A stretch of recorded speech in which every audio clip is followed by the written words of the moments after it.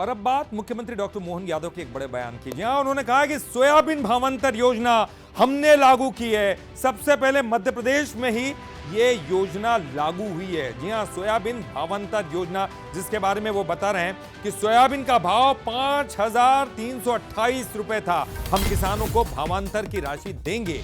अब प्रति किसान 1,300 रुपए की राशि दी जाएगी। तो बड़ी घोषणा है कि उन तमाम किसानों के लिए। तो 13 तारीख को किसानों के खाते में राशि डालेंगे। तो उन्होंने ये भी कहा कि ये जवाब है उन लोगों को जो भावांतर योजना पर सवाल उठा रहे थे।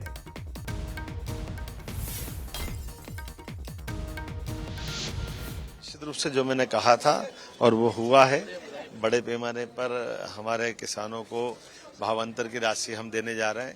ये उनको भी जवाब है जो इस बात का मजाक बना रहे थे। और मैं आज के इस अवसर पर इतना ही बोलना चाहूंगा कि हमारी योजना एक एक योजना सबके जीवन के कल्याणकारी है, किसानों की योजना है। निश्चित रूप से जो मैंने कहा था और वो हुआ है, बड़े पैमाने पर हमारे किसानों को भावांतर की राशि हम देने जा रहे हैं।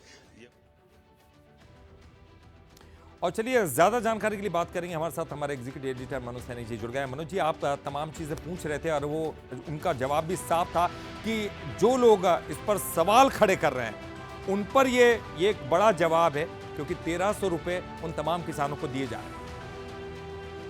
देखिए, निश्चित रूप से सरकार ने कहा भी था कि भावांतर की जो योजना है वो किसानों के लिए है, लेकिन उस पर कुछ सवाल भी उठे थे। अब जो भाव मंडियों से अलग अलग आया, तो उसके बाद भावांतर का यदि 1,300 रुपए सरकार जो देने की बात कर रही है, जो 13 तारीख को देने वाली है, तो इसका मतलब यह है कि सरकार की जो मंशा थी वो पूरी हो गई। और इसलिए डॉक्टर मोहन यादव मुख्यमंत्री जब बंसल न्यूज से बात कर रहे थे तो ये कह रहे थे कि इस तरह की चीजें जो लोग हमसे कह रहे थे, ये उनके लिए जवाब है कि भावांतर योजना किसानों के हित में, और देश का पहला ऐसा राज्य है जो भावांतर लेकर आया। उसी की बात उन्होंने कही है। तो किसानों के लिए एक अच्छी खबर है कि भावांतर का जो पैसा है 1,300 रुपए वो जल्द मिलने वाला।